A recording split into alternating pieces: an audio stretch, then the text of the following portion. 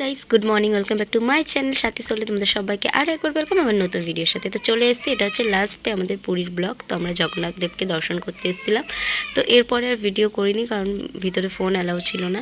তো তারপর আমরা লাস্ট দিনের জন্য একটু সমুদ্রে চলে এসেছিলাম। তো ওখানে আমি আর বুনু ছিলাম, তারপর মা, মাসি, পাপান সবাই গেছিলাম। তো দেখো পাপান কি আনন্দ করতে ব্যস্ত।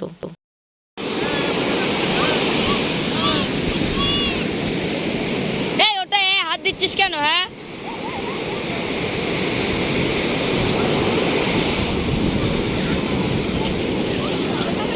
ও তো জলের মধ্যে ভীষণ আনন্দ করছিল, আর বুনু তো ওই বালির মধ্যে বসে বসে একা একা ল্যাথ খাচ্ছিল। তো যাই হোক, আমাদের হচ্ছে লাস্ট ডে। আজকে রাত্রিবেলা আমরা ট্রেনে উঠবো পুরীর থেকে শালিমা যাব। তো এদিকে পাপান তো ভীষণ এনজয় করছিল। প্রথম দিন তো খুবই ভয় পাচ্ছিল, তারপরের দিন তো আর বলার নেই, মানে উঠবে না সমুদ্র থেকে। দুদিন সমুদ্রে ছিল ওইভাবে, প্রায় 2 ঘন্টা 2.5 ঘন্টার ওপরে।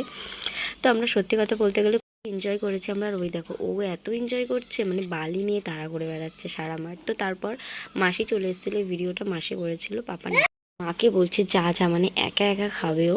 তো মানে সত্যি কথা বলতে গেলে এই ভিডিওটা পরে দেখে আমি নিজেই হাসছিলাম, মানে যেহেতু আমি যখন ছিলাম না, মানে সবাই চলে এসেছিলো, আমি আর বুনু সবাই মিলে ছিলাম, একটু আনন্দ করছিলাম।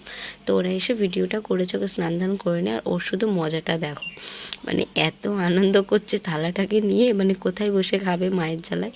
তো তারপর আমরা সবাই রেডি হয়ে গেছিলাম, ঘরটার গুছিয়ে, ব্যাগটা গুছিয়ে বাড়ি যাওয়ার জন্য।